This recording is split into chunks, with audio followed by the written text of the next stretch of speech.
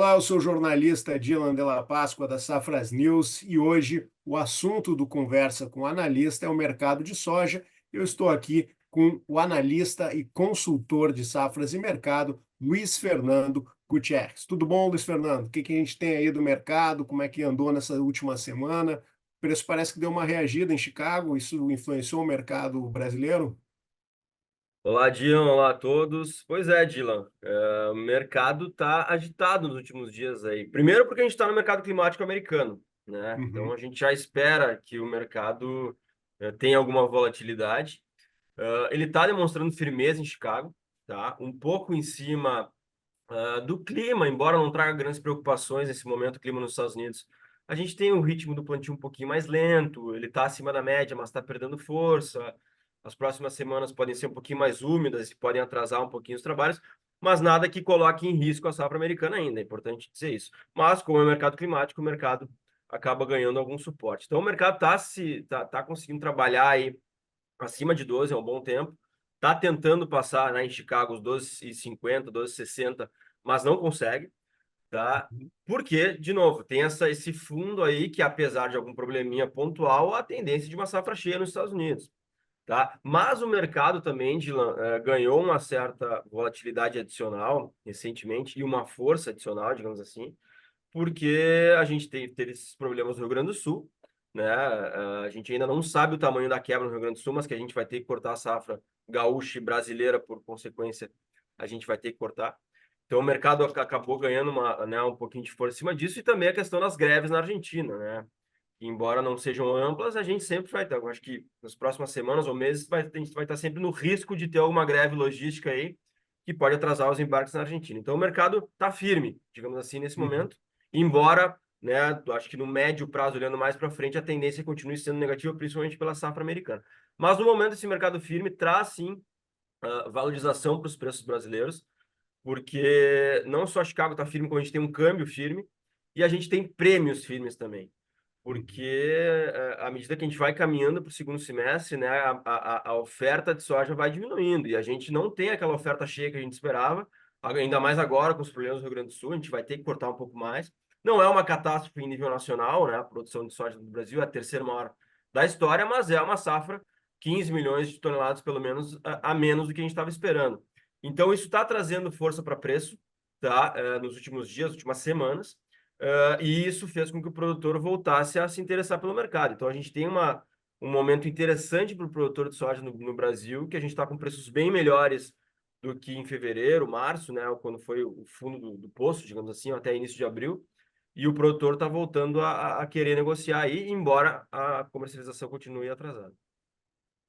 Essa semana houve alguns rumores de que a demanda chinesa estaria se deslocando para os Estados Unidos, pelo menos para algumas aquisições pontuais. Não foi confirmado esse movimento, mas há essa tendência, ou na realidade o mercado sul-americano, e principalmente o Brasil, continua sendo o principal foco nesse momento, Luiz?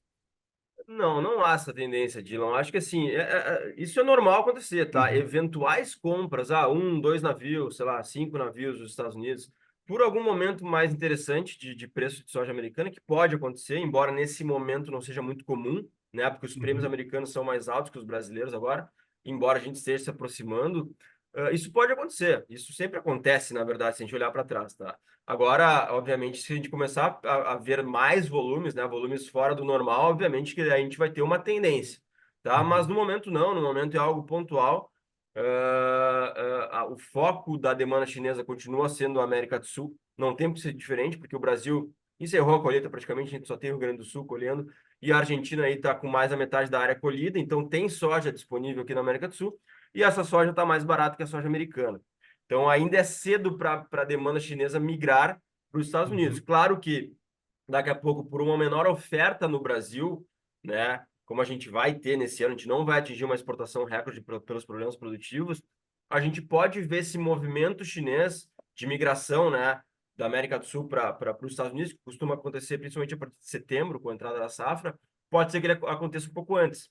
Então, mas eu acho que agora, maio, né, início de junho, ainda é muito cedo para isso acontecer. Então, é algo bastante pontual. Então, assim, a gente não vê problemas na exportação, tá, do Brasil e também não vê um aumento de demanda pela soja americana nesse momento.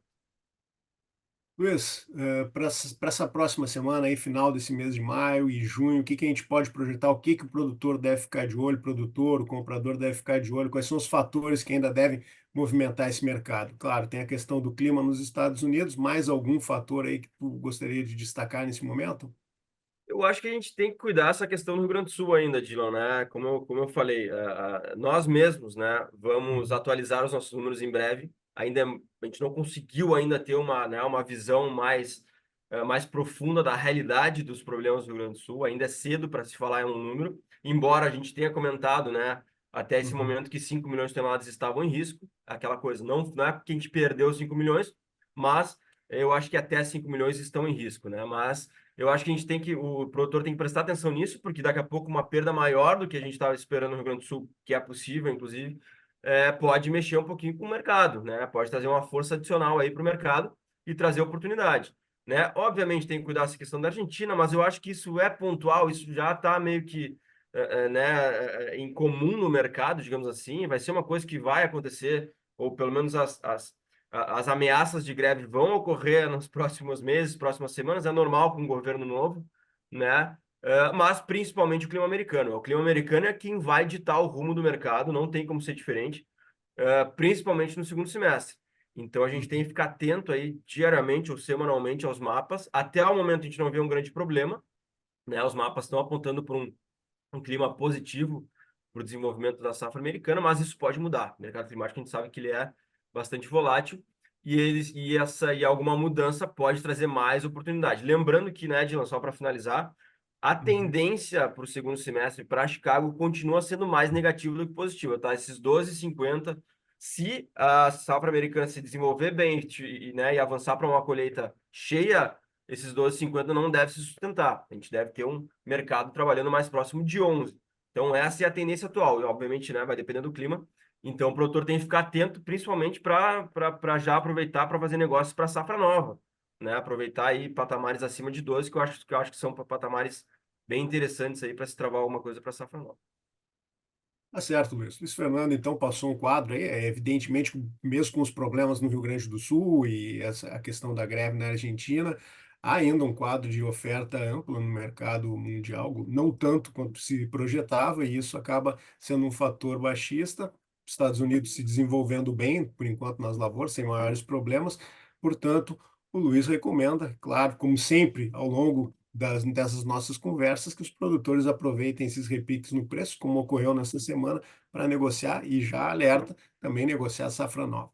Luiz, muito obrigado pelas informações, te agradeço e convido a todos que estão nos assistindo que visitem o nosso site safras.com.br, também acompanhem os nossos vídeos no canal da Safras News, do Safras e Mercado, no YouTube, o Safras TV. Obrigado, Luiz, pelas informações.